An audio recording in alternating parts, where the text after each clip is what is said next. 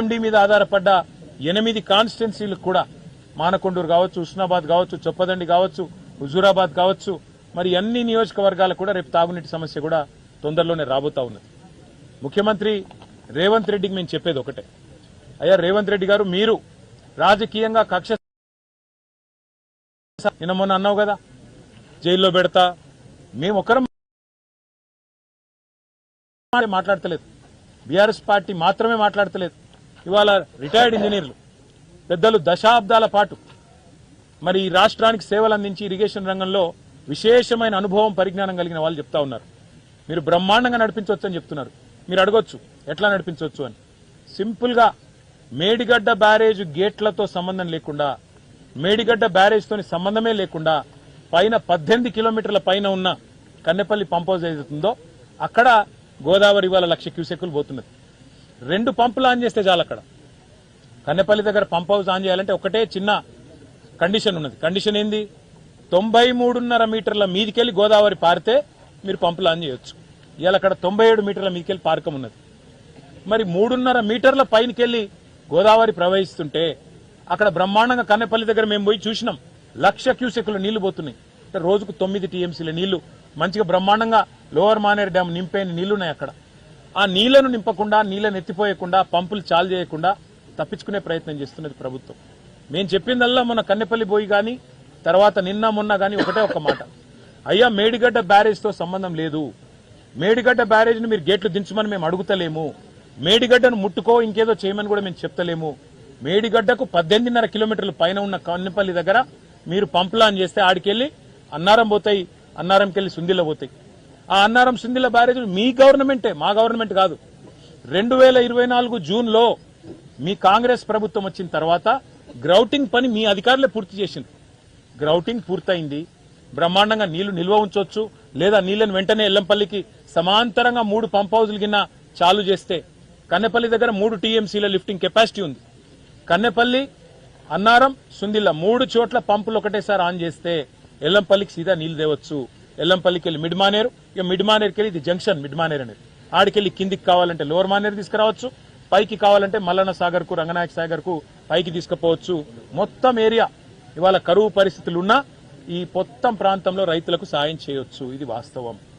రెండవది, నిన్న మొన్న హరీష్ రావు గారు వివరంగా చెప్పారు. ఏమన్నారు? ఇవాళ శ్రీపాద ఎల్లంపల్లి మీద, ఎల్లంపల్లి ప్రాజెక్టులో కూడా నీళ్లు లేవు, ఆడ కూడా 4-5 టీఎంసీలే ఉన్నాయి.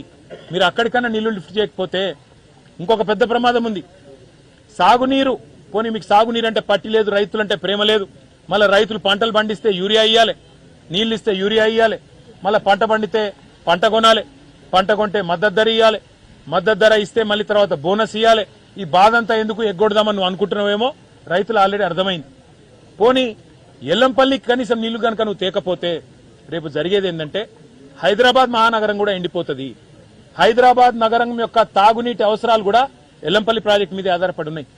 ఆ ఎల్లంపల్లి ప్రాజెక్టుకు మీరు కనుక నీళ్లు పంపు చేయకపోతే అన్నారం నుంచి, కన్నెపల్లి నుంచి డెఫినెట్ గా హైదరాబాద్ లో కూడా సివియర్ డ్రింకింగ్ వాటర్ క్రైసిస్ రాబోతా ఉన్నది.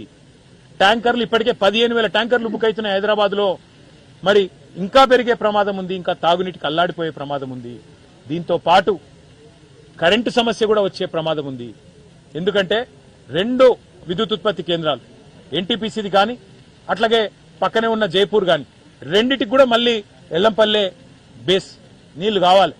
మరి కరెంటు కష్టాలు వచ్చే ప్రమాదం ఉంది, తాగునీటి సమస్య వచ్చే ప్రమాదం ఉంది. రైతులైతే మరి ఇది ఈరోజు జూలై 13, సాధారణంగా జూన్ 2వ వారంలో వర్షాలు పడతాయి, మాన్సూన్ వస్తుంది. మరి ఆ మాన్సూన్ వచ్చినాక పంటలు వేసుకుంటారు, నాట్లు వేసుకుంటారు, విత్తనాలు మరి ఇప్పటికే తెచ్చుకున్నారు, మొత్తం ఇంతజాం చేసుకుని కూర్చో ఉన్నారు. వాళ్ళందరూ ఇవాళ ప్రభుత్వం దిక్కు చూస్తా ఉన్నారు. ఎందుకు పంపులు ఆన్ చేస్తలేవు, ఏ కారణం చేత ఇబ్బంది అని చెప్పి అడుగుతా ఉన్నారు. మీరేమంటున్నారు రేవంత్ రెడ్డి గారు? ఒకటే మాట మీరు చెప్పేది, అధికారులు చెప్తే అధికారులను చెర్లపల్లి జైలు వేస్తా, వీళ్ళకి తెలివితేటలు ఎక్కువైనాయి, జైలు వేస్తా. అట్లాగే వేరే పార్టీ నాయకులు మాట్లాడితే వీళ్ళు బీఆర్ఎస్ తో కుమ్మక్కైనరు, వాళ్ళ మీద బండలేస్తావు.